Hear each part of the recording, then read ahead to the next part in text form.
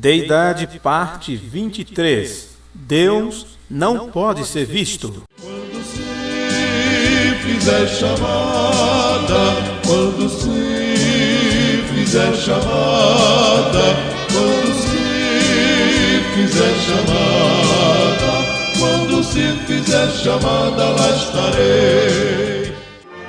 Deus nunca foi visto por alguém.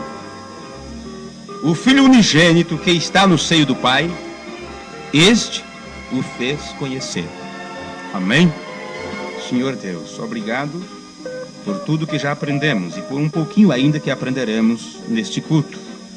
Que o teu nome seja magnificado e que estes corações contritos, que estão lutando com tudo que pode para obedecer a tua palavra, que possam ser esclarecidos pelo teu Espírito, no nome de Jesus Cristo. Amém. Podem sentar. Dentro de pouco tempo eu quero vos falar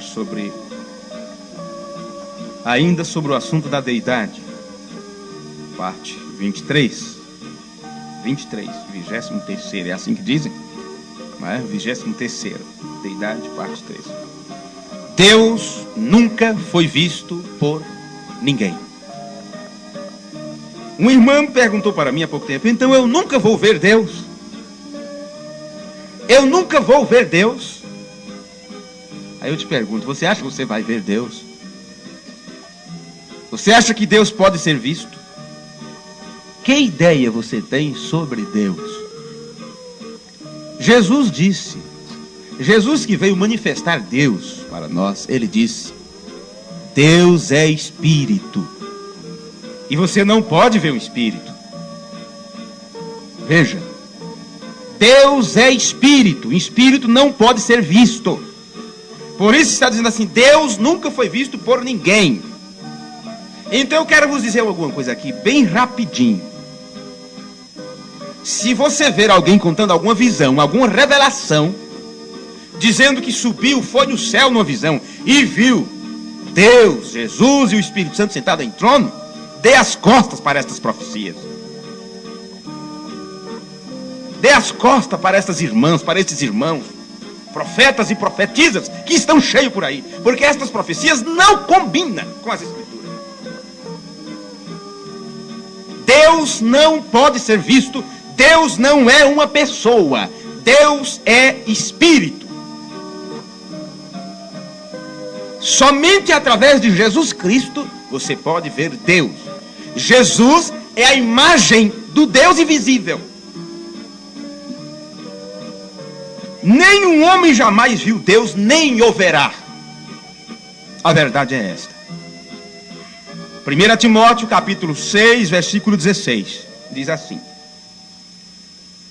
1 Timóteo capítulo 6, versículo 16. Aquele que possui, ele só, a imortalidade, e habita em luz inacessível, a quem nenhum dos homens tem visto, nem pode ver, ao qual seja honra e poder para sempre. Amém. Ninguém nunca viu a Deus, nem nunca o verá. Você não tem como ver Deus e permanecer vivo. Você não tem como olhar Deus e permanecer ainda existindo. A única forma de você conhecer Deus é através de Jesus, a palavra feito carne. A única forma de você contemplar Deus é através do seu Filho. É através de Jesus Cristo, o enviado, o prometido, o que se manifestou em carne, porque antes ele não era carne. E se ele não era carne antes, ele não estava sentado ao lado do Pai no trono. Ele estava com Deus. Ele habitava em Deus. Assim como a sua palavra habita e está em você. Deus é Espírito. Ele habita em uma luz inacessível.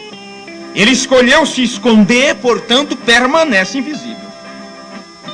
Em Isaías capítulo 45, no versículo 15 do profeta Isaías, você encontra estas palavras. Verdadeiramente tu és Deus que te ocultas. O Deus de Israel, o Salvador. Olha, Isaías Você acha que Isaías está falando de Jesus? Isaías estava falando do Deus invisível, do Espírito invisível. Tu és Deus que te ocultas. Em outras palavras, que te escondes. O Deus de Israel, o Salvador. Aí você diz, mas eu tenho um Salvador que é Jesus. E eu vos digo, o Salvador é Deus. E Ele salva através de Jesus. Em Deus estava o atributo de curador, de salvador, de perdoador, de mantenedor, sustentador. Tudo isto estava em Deus. E estes títulos, estes atributos de Deus foi manifestado aqui na terra quando o Logos, palavra que saiu de Deus, assumiu um corpo de carne para morrer por você. Colossenses capítulo 1, versículo 5. Agora está falando de Jesus, dizendo assim: o qual é a imagem, Jesus Cristo, o qual é a imagem do Deus invisível, o primogênito de toda a criação. Jesus é a imagem do Deus invisível, sabe? Ele é a imagem. O que é uma imagem? Algo que você pode ver, Você está vendo aqui uma imagem. Eu sou uma imagem. O homem foi feito imagem e semelhança de Deus. Veja, se você não conseguir ver Deus em seu irmão, você não vai conseguir nunca ver Deus, nem sequer na parte de Jesus Cristo. Lembre-se disso. Você não pode adorar esse Deus que é adorado em espírito e em verdade. Você não pode adorá-lo em espírito e em verdade se você não puder vê-lo em seu irmão, que é compra do seu sangue, que é parte dele, manifesta aqui na terra. Alguns podem pensar que Estevão, quando foi apedrejado e morreu, viu a Deus, porque ele proclamou que viu Jesus, a mão direita de Deus. Vamos ver isso em Atos capítulo 7. Atos dos Apóstolos, capítulo 7. Eu agradeço a paciência de vocês. Atos dos Apóstolos, capítulo 7, versículo 55. É sobre a morte de Estevão. Eu gosto desse nome, Estéfano. De onde vem Estevão. 55. Está escrito assim: mas ele, estando cheio do Espírito Santo, fixando os olhos no céu, viu a glória de Deus e Jesus que estava à direita de Deus. Então quem crê em três pessoas diz: olha, ali estava, ele viu Deus e Jesus. Aqui diz que ele viu a glória de Deus. A glória de Deus. Sabe que glória é esta? Aquela glória que Jesus disse assim: ó, Pai, glorifica teu filho. Veja, torna a dar-me, mais ou menos assim, aquela mesma glória que eu tinha contigo antes da fundação do mundo. Naquela glória que ele estava com Deus, João capítulo 1, versículo 1, estava com Deus, o verbo que se fez carne, estava com Deus, naquela glória, porque ele disse: eu vim de Deus e volto para Deus. Quando ele voltou a habitar na mesma glória que ele estava antes de se manifestar em carne, ele já tinha voltado lá. Aí Estevão vê ele naquela glória, naquele estado. Vê?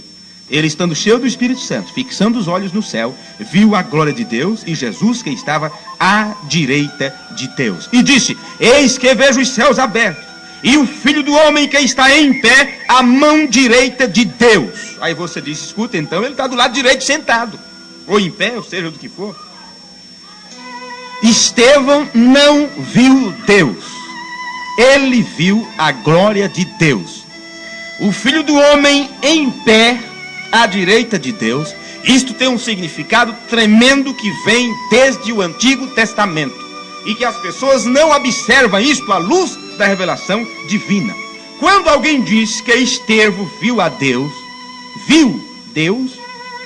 esta pessoa está entrando em contradição com o restante das escrituras, que diz: ninguém jamais viu a Deus nem o verá, porque ele é imortal e invisível. Estevão viu o Filho do Homem. Estevão viu a Jesus, não Deus, mas ele estava em pé à direita de Deus. Bem, vamos ver o que é isto. O termo a mão direita de Deus é a expressa, a glória e o poder de Deus. Na Escritura também demonstra misericórdia, graça, autoridade, isto mão direita. Enquanto a sua mão esquerda denota julgamento de Deus. Aí que está. Estevão viu Jesus à direita de Deus. A Bíblia foi escrita em símbolos, em parábolas e em enigmas. Disseram a Jesus: por que tu falas por parábolas? Ele disse exatamente essas palavras: para que eles ouvindo não entendam, vendo não compreendam, para que não se convertam e não sejam perdoados seus pecados. Jesus falava por parábolas exatamente para aqueles que não fossem ovelha do seu pasto, não compreendessem. Então simplesmente você vê um versículo, aí está à direita de Deus, e já diz: ali está Jesus do lado direito, ali no trono do lado direito. Não entendem que ele tinha que estar exatamente, tinha que ser essas palavras: eu vejo a glória de Deus, eu, filho do homem, à direita de Deus. Isso quer dizer, ele está no estado de glória, graça e misericórdia sendo estendida, porque era o período das 7 eras da igreja e ele estaria como intercessor. Mas se Estevão tivesse visto Jesus à esquerda, aquilo era juízo. Vamos ver Êxodo capítulo 15, versículo 6. Êxodo capítulo 15, versículo 6. Vamos ver o que é a destra de Deus. Você tem que comparar as escrituras com escritura, coisa espiritual com espiritual. A Bíblia responde à Bíblia. Êxodo capítulo 15, versículo 6, está escrito assim. Êxodo, lá no Antigo Testamento, Gênesis, Êxodo, segundo livro da Bíblia. A tua destra, ó Senhor, se tem glorificado em potência. Ei? Destra ou direita de Deus não é a mão direita de Deus. Isso se fala do poder e da glória de Deus. É nesse estado que Jesus, como palavra, estava antes de se manifestar, e depois que ele voltou ao estado que estava antes, ele volta para esse mesmo lugar. A tua destra, ó Senhor, se tem glorificado em potência. A tua destra, ó Senhor, tem despedaçado o inimigo. Um lado denota graça e misericórdia, e o outro despedaça, é juízo. Isso está nas Escrituras, e eu quero que vocês vejam isto. Mateus capítulo 25, versículo 31, porque direita e esquerda. Mateus capítulo 25, versículo 31. Vamos ver isto aqui rapidinho. Eu sei que são assuntos que não dá para a gente abranger ele todo em um culto, 2 cultos, por isso que nós, dentro de 1 ano ou 2 anos, estaremos pregando sobre deidades, não sei. Mateus capítulo 25, versículo 31. Está escrito assim: e quando o Filho do Homem vier em sua glória, primeiro tem que estar em glória, sabe? E todos os santos anjos com eles, então se assentará no trono da sua glória. E todas as nações serão reunidas diante dele, e apartará uns dos outros, como o pastor aparta as ovelhas, os bodes das ovelhas, e porá as ovelhas à sua direita, mas os bodes à sua esquerda. Então dirá o rei aos que estiverem à sua direita: vinde, bendito de meu Pai. Entendem agora? Agora vamos ver o outro versículo, o versículo 41. Então dirá também aos que estiverem à sua esquerda: apartai-vos de mim, malditos. Por isto essa separação de direita e esquerda. De um lado é graça e misericórdia, do outro lado é julgamento, do outro lado é sem misericórdia. Eu quero mostrar algo para vocês rapidinho aqui. Nas Escrituras, sempre que Jesus é representado de pé, e ele está na posição ou no ofício de alto pregador. Ele, nesta posição de alto pregador, ele está em sua obra intercessória. Mostrado de pé, mas não é sentado em um trono. Gente, a palavra de Deus, você só entende pela revelação. Quando Jesus diz, onde estiver o corpo, aí se ajuntaram as águias, é simples nesse versículo, mas qual é a explicação disso? O que se entende disso? O corpo é a palavra, as águias é o Filho de Deus que se alimenta da palavra. Onde estiver a verdadeira palavra de Deus sendo apresentada, quem for águia, quem for filho, vai se alimentar daquilo ali. Os abutres vai comer carniça, sabe? A águia, ela não come carniça, ela não come alimento podre, ela pega carne viva, ela pega aquilo ali vivo, ela se alimenta de coisa fresca. Depois que ela se alimenta, então os urubus vão atrás dos cadáveres para se alimentar, porque eles só querem depois que fede. É justamente por isso que nunca eles conseguem ver a Bíblia se cumprindo, que é o maná da hora. Eles só vão ver depois que passa, depois que aquilo acontece, depois que passa que eles conseguem ver. Agora, o que é que fizeram? Mudaram a tradução da Bíblia para a linguagem de hoje, e no lugar de águia colocaram abutre, porque é o que são. Entenderam agora o problema? Não vá atrás de linguagem de hoje, linguagem internacional, e isto e aquilo, isso é tudo falcatrua. Retira um versículo, muda o sentido da palavra, diz que é para ficar mais fácil, para a juventude, para os jovens. Fuja, saia disso. Nesse ofício de alto pregador,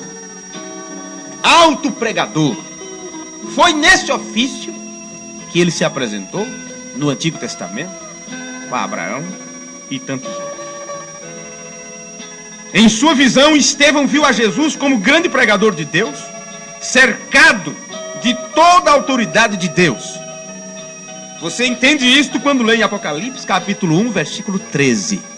Apocalipse capítulo 1, versículo 13, diz assim: e no meio dos 7 castiçais, um semelhante ao Filho do Homem. Ok? Um semelhante ao Filho do Homem. No meio dos 7 castiçais se apresenta as 7 eras da igreja. Este quadro mostra isto aqui.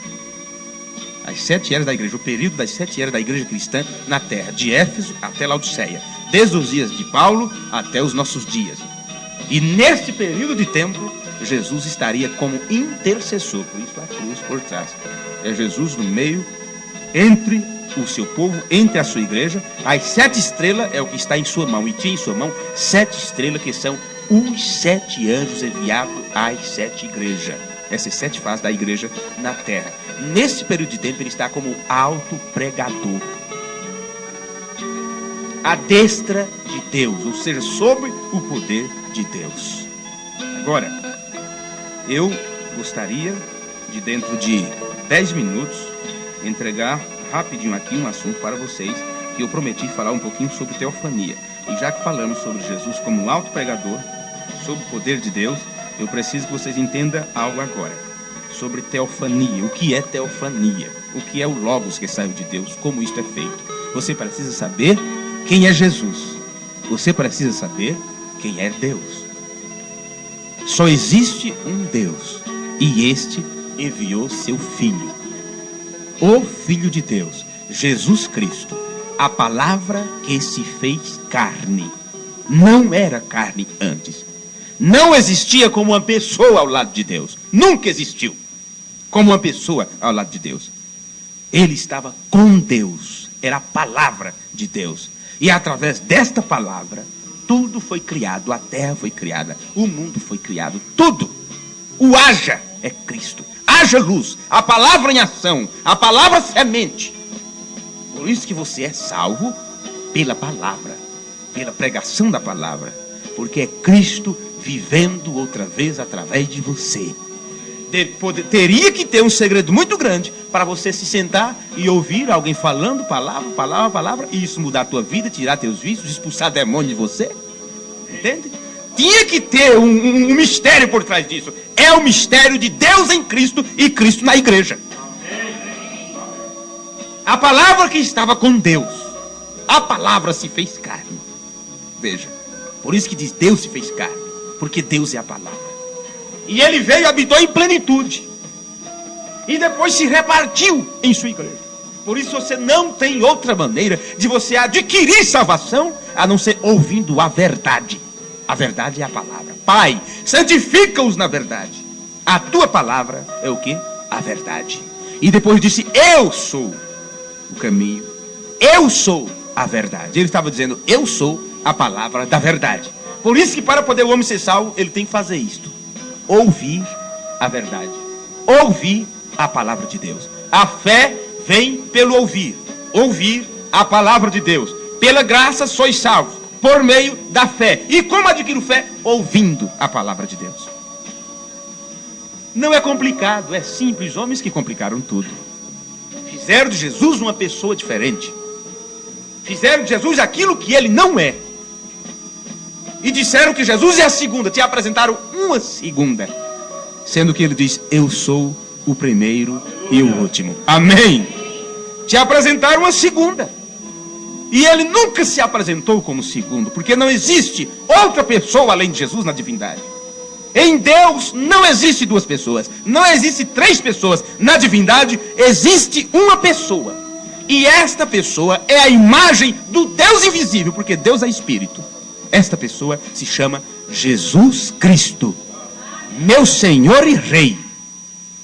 Ele é rei porque ele casou com a rainha. Antes disso é príncipe.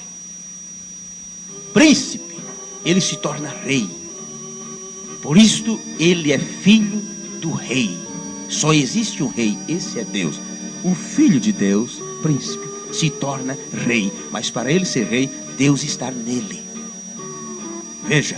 Você para reinar, Deus tem que estar em você.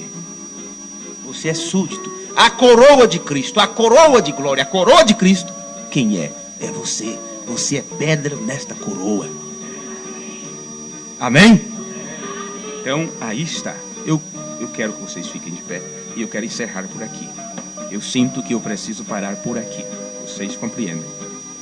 Eu sempre digo, Senhor, na hora de falar, que a tua palavra seja falada, mas na hora de parar, me diz o momento de parar. Pai bendito, nós queremos te agradecer nesse instante por tua bondade, por tua misericórdia. Nós te agradecemos por tudo isto, Senhor. O ensinamento sobre o batismo, eu sei que isto fere o sentimento das pessoas. Muitos dos que me ouvirem em gravações futuras, ou mesmo ouvem pelo rádio, podem, ó Deus, se contorcer nos seus assentos, podem desligar, podem querer quebrar, proibir as pessoas de ouvir, proibir os membros de sua igreja de ouvirem, mas nós sabemos que sempre foi assim.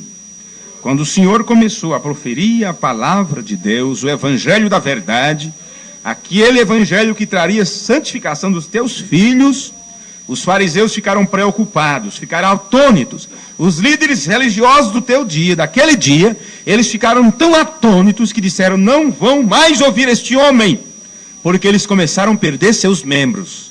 Eles começaram a ver um desvio geral em suas igrejas. Os púlpitos ficaram, ó Deus, apenas com os sacerdotes. Os bancos começou a ficar vazio, porque as pessoas não estavam mais indo ouvir as tradições religiosas. Estavam querendo ver a palavra viva sendo manifesta. E ao invés de no dia de sábado ir para a sinagoga, ele subia para o monte para ver o Senhor falar o sermão da montanha. Ao invés de estarem nos templos, lugar que sempre estiveram desde que nasceram, desde que foram apresentados, com o oitavo dia de vida, daí a pouco começaram a estar pelas praças, ouvindo aquele homem, com suas vestes, ó Deus, cheias de poeira, com seus pés empoeirados, com seu cabelo desgrenhado ali, sem estar penteado, mas eles queriam ouvir a palavra sendo manifestada.